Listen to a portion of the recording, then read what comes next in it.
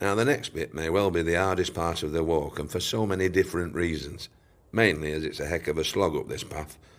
So in a moment I'm going to leave you to get up the hill, but here's what you'll be walking on. The next stretch is widely known as Rooley Road, or the Yellow Brick Road as it's sometimes called round here. To be honest, historically it was originally Scout Moor, going back to the Middle Ages, but was renamed Rooley, or Rowley Moor, after a certain Mr. Rowley, or Rooley, who settled in these parts. The road you're about to walk upon was originally Catley Lane, the wool road to Whalley Abbey, and the drover's road to market throughout the Middle Ages. Wool was power back then, but then cotton became king, and Lancashire became cotton central. A veritable northern powerhouse in textile terms before the phrase had even been invented. And things would have stayed that way, no doubt, if the Americans hadn't fallen out with each other and started a civil war that had far-reaching effects. The Union blockade of Confederate ports led to a shortage of raw cotton. This led to the Cotton Famine in England, with mills on short hours and workers on little or no wages. The Public Works Act of 1863 allowed local governments to create work projects for the public good, and the road over Rooley Moor was one such project. Mill workers from the area were offered poor relief, a sort of working tax credit to break rocks and surface the road over the moor.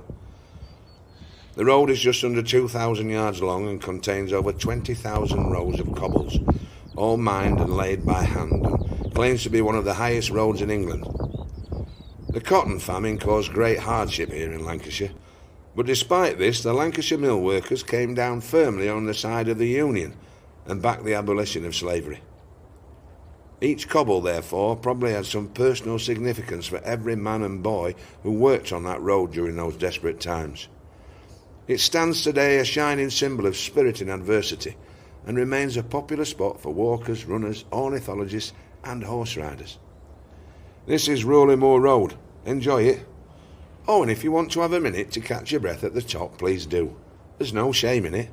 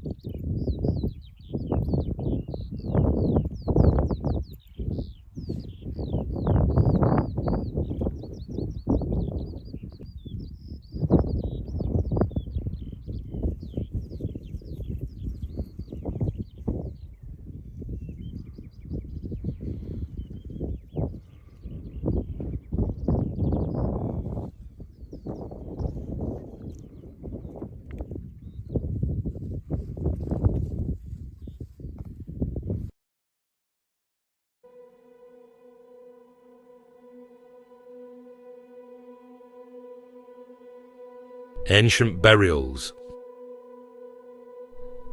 Scattered across the rolling hills and moorlands surrounding Rochdale are the quiet remnants of a forgotten age. Beneath layers of heather, peat and soil lie subtle contours, raised mounds and weathered earthworks that tell stories from thousands of years ago.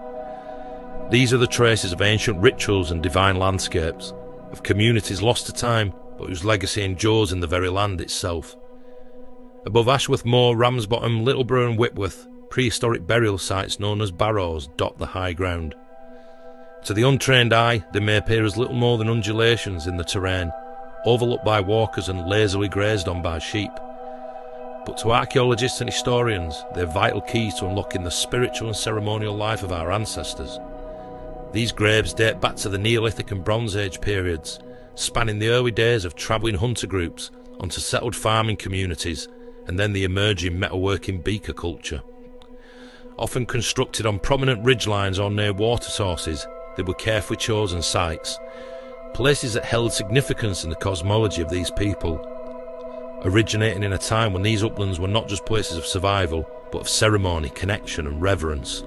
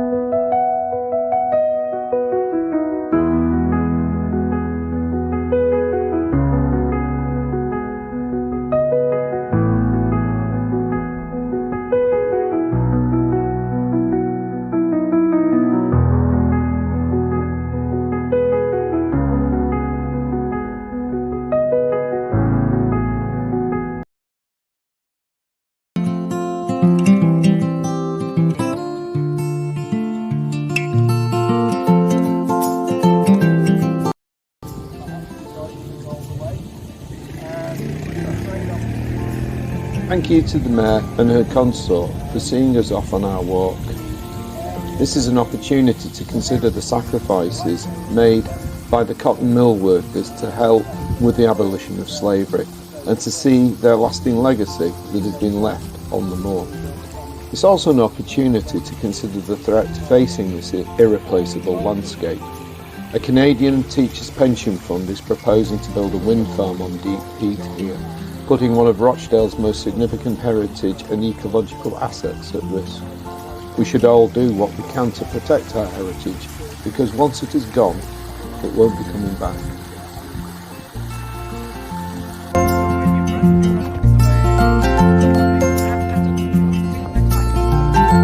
Morning, folks.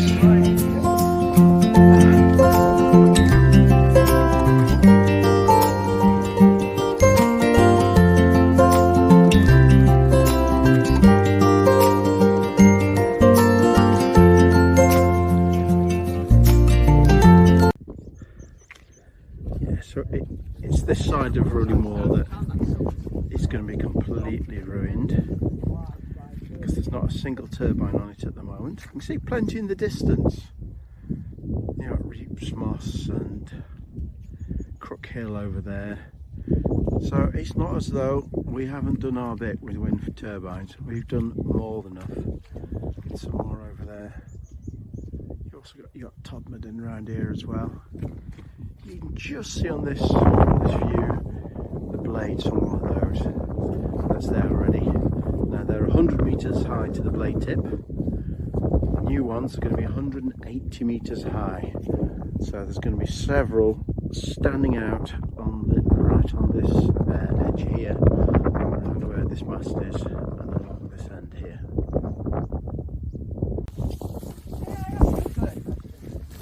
Here we are at the trig point.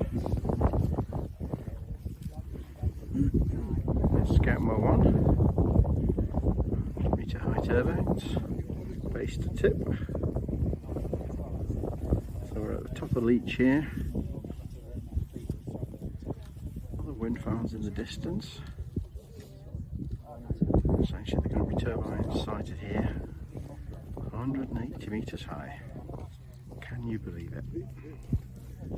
I think we've got enough. Just look at this. Everywhere you look, wind turbines.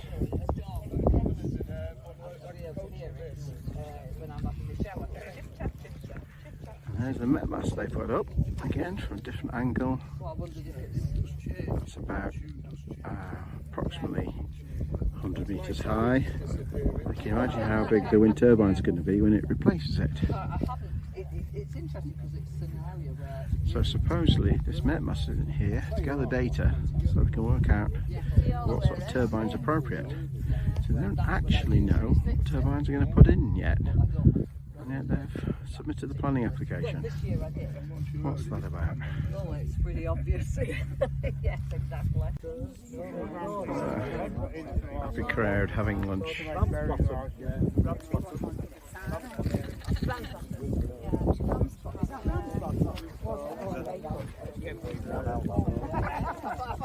Not everybody's made it up the hill, unfortunately.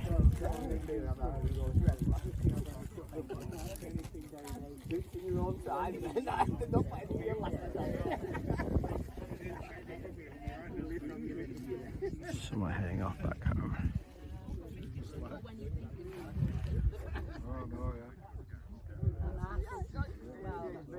The mast.